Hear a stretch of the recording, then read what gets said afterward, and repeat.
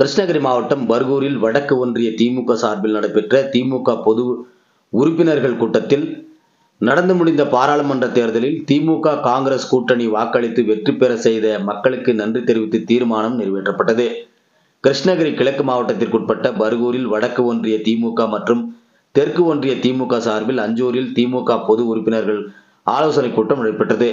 அவைத்தலைவர் ஏசி நாகராஜ் மற்றும் வடக்கு ஒன்றிய செயலாளர் ராஜேந்திரன் ஆகியோர் தலைமையில் நடைபெற்ற இந்த கூட்டத்திற்கு மாவட்ட அவைத்தலைவர் நாகராசன், முன்னாள் பாராளுமன்ற உறுப்பினர் வெற்றிச்செல்வன், சுகாவனம், முன்னாள் சட்டமன்ற உறுப்பினர் செங்குட்டுவன், மாநில மகளிர் அணி ஆலோசனை குழு உறுப்பினர் திருமதி மாலதி நாராயணசாமி, தெற்கு ஒன்றிய செயலாளர் ஹரிஹர், மாவட்ட மகளிர் அமைப்பாளர் லட்சுமி பிரியா, தேவராஜ் ஆகியோர் முன்னிலை வகித்தனர். மேலும் இந்த கூட்டத்திற்கு சிறப்பு அழைப்பாளராக கிழக்கு மாவட்ட திமுக கழக செயலாளரும் பர்கூர் சட்டமன்ற உறுப்பினருமான மதியழகன் கலந்து கொண்டு சிறப்புரையாற்றினார்.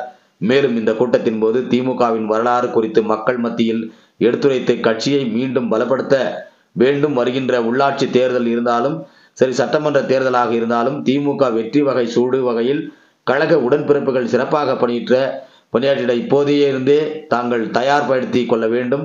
தமிழக முதல்வர் செய்துள்ள சாதனைகளை மக்கள் மத்தியில் எடுத்துரைத்து வருகின்ற சட்டமன்ற தேர்தலில் 200 தொகுதிகளில் திமுக சராசரியாக வெற்றி பெற செய்து தமிழக முதல்வரின் கனவினை நிறைவேற்ற வேண்டும். திமுகவின் பொன்விழா ஆண்டை சிறப்பாக கொண்டாடப்பட வேண்டும். நடந்து முடிந்த பாராளுமன்ற தேர்தலில் திமுக காங்கிரஸ் கூட்டணி வாக்களித்து காங்கிரஸ் கட்சி வெற்றி பெற செய்த மக்களுக்கு நன்றி தெரிவிப்பது உள்ளிட்ட பல்வேறு தீர்மானங்கள் நிறைவேற்றப்பட்டது.